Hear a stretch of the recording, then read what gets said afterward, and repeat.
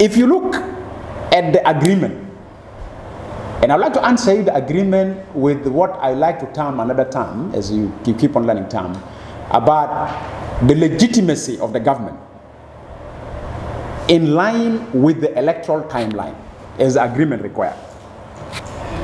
The legitimacy of the government is questionable by 22nd June of this year. And the legitimacy is questionable because per the electoral law, which is part of the peace agreement implementation, on 22nd June, Honorable Chairperson of Electoral Commission, Professor Abdenigo, have to declare elections. So the moment you declare elections, what does that mean? By practice, it means the business of the government is suspended.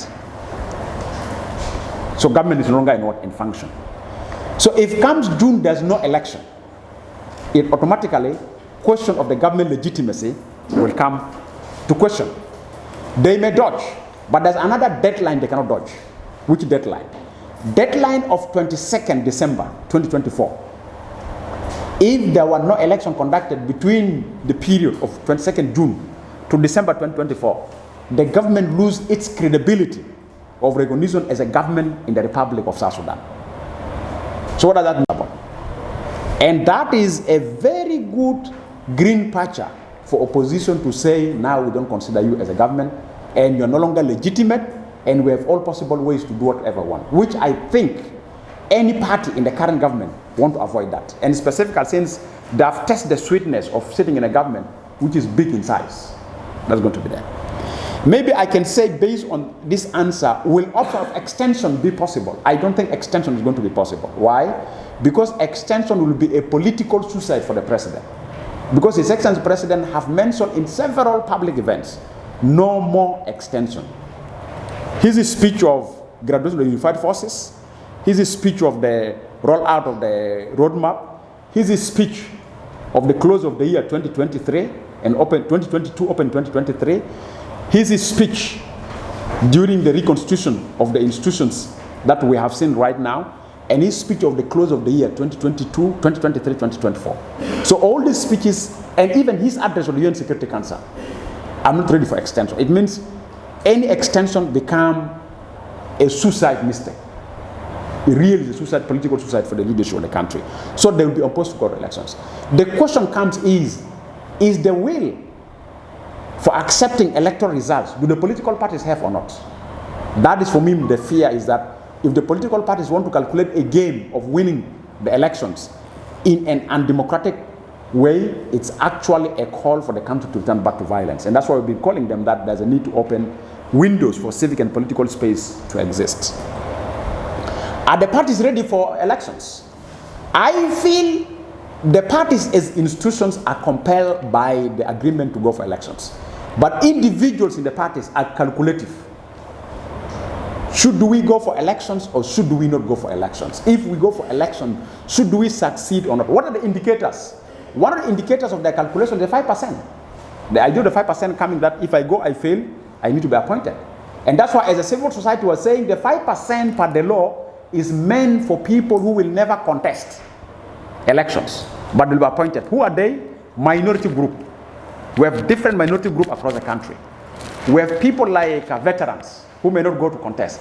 We have people like aged persons who are aged. Or maybe we may have a South Sudanese one across the country that have a very big knowledge, like Kim Jong-un, to make for us nuclear weapons. Then we need him in the parliament. So that's that rare knowledge.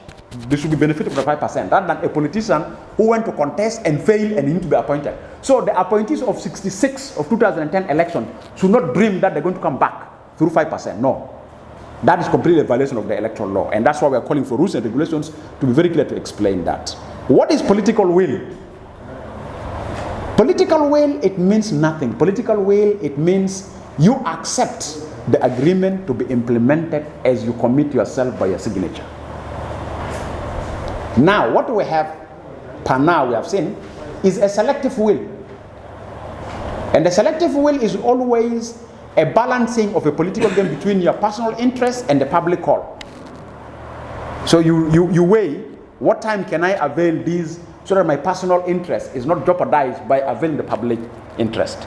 So political will is always, you respond to what is called public interest. That's what we term as a political will. If you're able to respond to what public want, that is a political will. But the moment you tend to be calculative and selective in responding to public opinion, that's not a political will, and that's not a political commitment. And actually that you are showing lack of political discipline and you're political immaturity. And we've seen, and across on our actions across the country as we are running the country businesses. But of course, our appeal now goes to the leadership of the Electoral Commission. As election is concerned, it's no longer the question of the president, it's no longer the question of the first vice president, it's a question of the Electoral Commission. Can they take their will and demonstrate? If they didn't give them money, let them come out and say, citizen, up to now we have no money. Don't expect us to perform miracles. So that we say, okay, who is supposed to give the money? Then that's why we go back. But the silence of the Electoral Commission on coming out public, and actually my appeal in this particular press conference, I will ask the Electoral Commission to have regular media briefing. Let them not be locked commission. Let them be a commission that is open for media briefing to inform the public exactly what is going on, so that we as a public, we can demand the political leaders to commit themselves. Otherwise, if the Electoral Commission maintains silence and restriction, and that's why I'm one of the person who is really seriously calling on the current leader of the Electoral Commission that he should establish a proper media desk that is access to information around the electoral process.